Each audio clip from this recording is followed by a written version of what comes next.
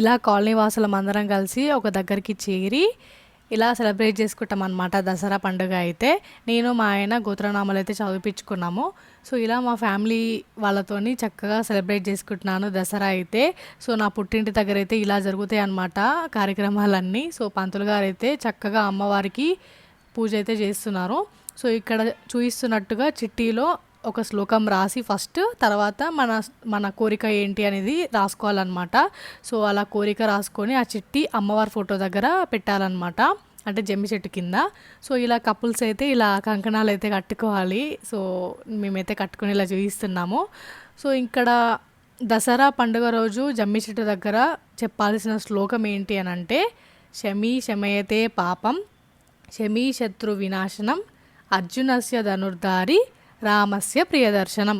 ఈ శ్లోకానికి అర్థం ఏంటి అని అంటే, అసత్యంపై సత్యం సాధించిన విజయాన్ని వేడుక చేసుకునే సమయమే ఈ దసరా. మీ జీవితం కూడా సత్యం ధర్మంతో నిండి ఉండాలని కోరుకుంటూ దుర్గామాత ఆశీస్సులతో సకల సౌకర్యాలు సకల శుభాలు మన కుటుంబ సభ్యులకు కలగాలని కోరుకుంటూ కుటుంబ సభ్యులకు విజయదశమి పర్వదిన శుభాకాంక్షలు అని అర్థం అన్నమాట. సో ఇలా జమ్మి తీసుకొని 3 చుట్టూ తిరగాలన్నమాట జమ్మి చెట్టు ముందల. సో అలా తిరిగిన తర్వాత ఇలా అలై చెప్పుకోవాలి జమ్మి తీసుకొని. సో ఫస్ట్ అయితే మనము బాంబులు పేల్చాలన్నమాట, అంటే జమ్మి చెట్టు కింద బాంబు అయితే కంపల్సరీ పేల్చాలి. అప్పుడు మనం చిట్టీలో రాసుకున్నవన్నీ ఇలా వెళ్ళిపోతాయి అన్నమాట, కాలిపోతాయి. అంటే అమ్మవారు తీసుకొని ఆశీర్వదిస్తున్నట్టుగా లెక్క.